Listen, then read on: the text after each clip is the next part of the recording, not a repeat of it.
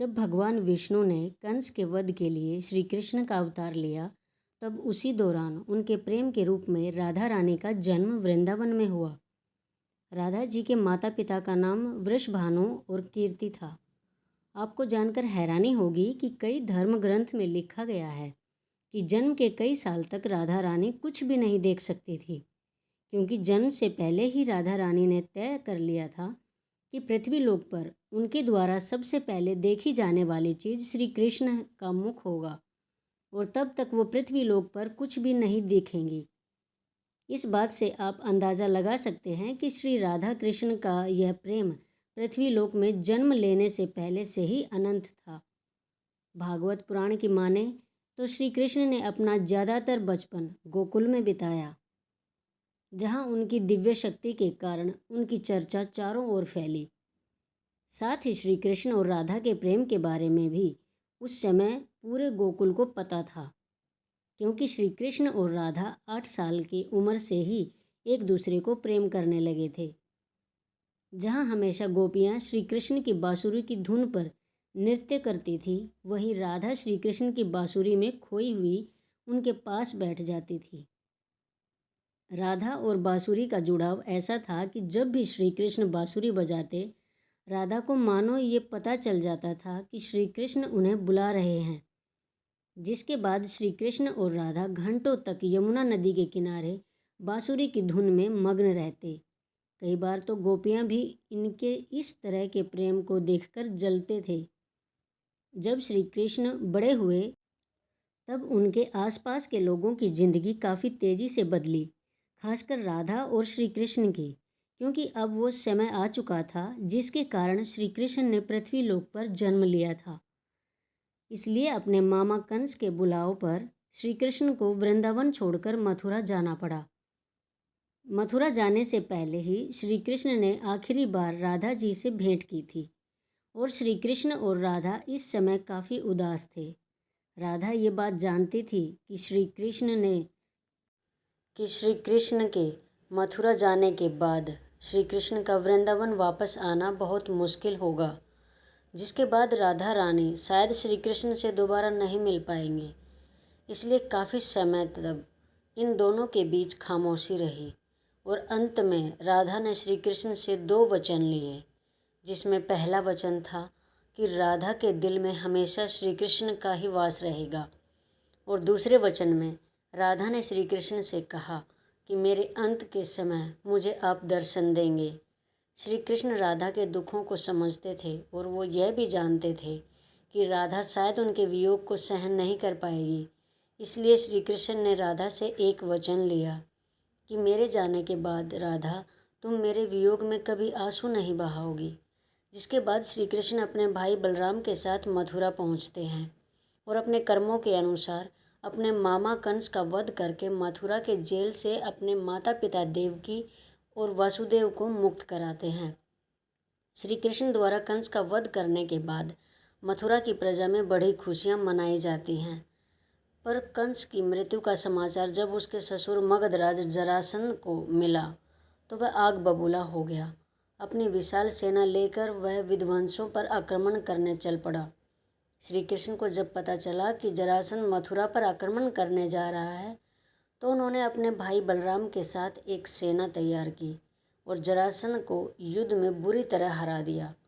लेकिन अब मथुरा पर काफ़ी आक्रमण होने लगे थे, इसलिए श्री कृष्ण ने यादवों की रक्षा के लिए समुद्र के किनारे एक राज्य का निर्माण कराया, जिसके चारों ओर एक बहुत बड़ी दीवार थी, जिसमें बहुत से दरवाजे थे, और आगे इसी राज्य को द्वारिका का नाम दिया गया।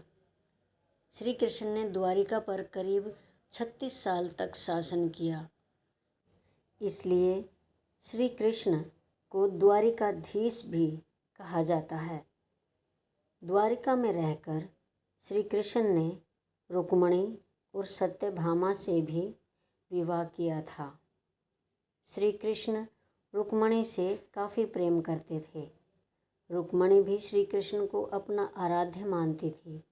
यहाँ तक कि रुक्मणी ने तो अपने परिवारों के विरुद्ध जाकर भी श्री कृष्ण से विवाह भागकर यानी गंधर्व विवाह किया था। कृष्ण द्वारका पर राज कर रहे थे। उस समय भगवान श्री कृष्ण का जीवन काफ़ी व्यस्त था।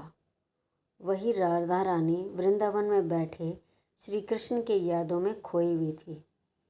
श्री कृष्ण अपने जीवन में व्यस्त भले ही थे, लेकिन उन्होंने कभी भी राधा रानी को नहीं भुलाया था।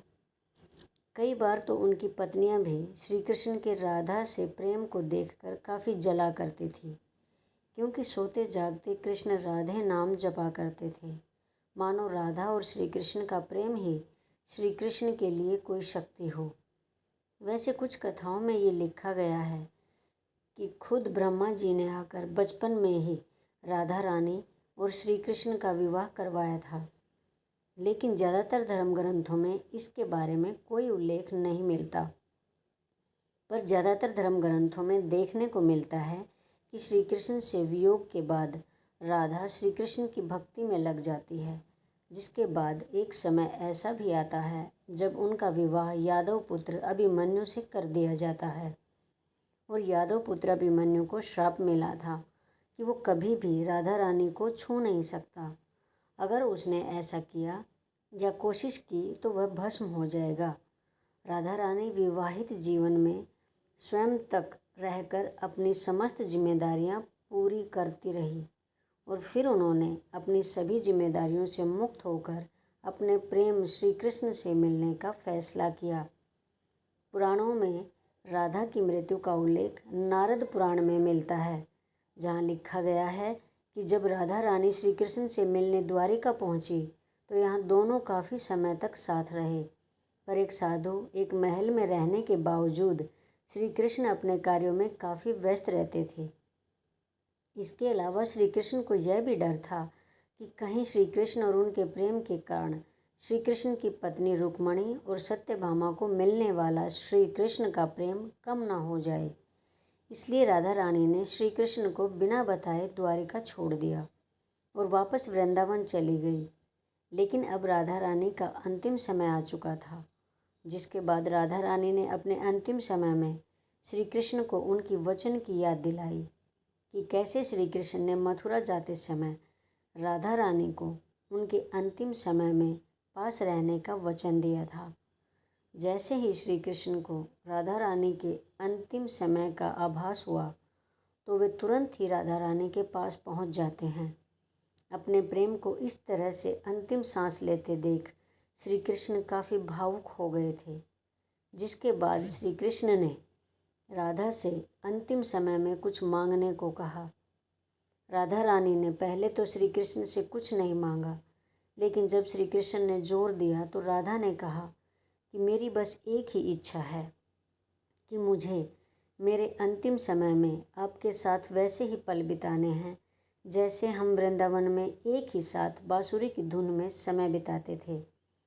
राधा रानी के ऐसे वचन सुनकर श्री कृष्ण ने अपनी बांसुरी उठाई और मधुर आवाज़ में उसे बजाना आरंभ किया। बांसुरी बजने के दौरान श्री कृष्ण और राधा लगातार एक दूसरे को देख रहे थे और दोनों की आंखों में एक दूसरे के प्रेम के कारण आंसू थे। इसी तरह वृंदावन के पुरानी यादों में और श्री कृष्ण की बाहों में राधा जी ने अपनी अंतिम सांस ली। राधा जी की सांसें थम जाने पर श्री कृष्ण की बांसुरी की आवाज़ भी थम गई और श्री कृष्ण को राधा जी के मृत्यु से इतना दुख पहुंचा कि उन्होंने उस समय अपनी सबसे प्रिय बांसुरी को ही 2 टुकड़ों में तोड़ दिया। और इसी तरह एक ही दिन श्री कृष्ण ने अपनी 2 सबसे प्रिय चीज़ें खो दी, जिसमें सबसे पहला उनका प्रेम और दूसरी उनकी बांसुरी थी। श्री राधा की मृत्यु के बाद श्री कृष्ण भी ज़्यादा समय तक पृथ्वी लोक पर नहीं रहे और अपने अंतिम कार्य यानी महाभारत के युद्ध को समाप्त करने के बाद उन्होंने भी पृथ्वी लोक को छोड़ दिया। जय श्री कृष्ण। राधे राधे। कमेंट में राधे राधे लिखना ना भूलें।